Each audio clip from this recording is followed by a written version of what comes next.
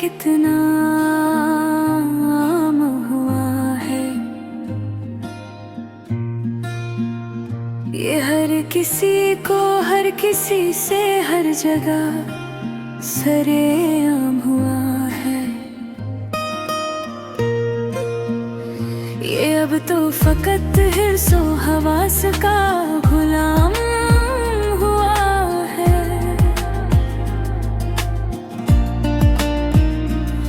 इसके नाम पे इंसान किस कदर बेलगाम हुआ है। जज्बा नहीं रहा अब ये, इसका भी लगा दाम हुआ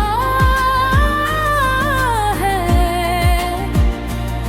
आजकल ये इश्क भी कितना बदनाम हुआ है। अज़ल से इश्क का पैकर तो इज्जत इत्तेराम हुआ है।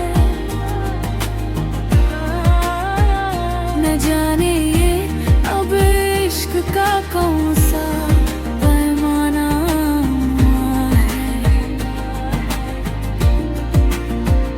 वफा का तो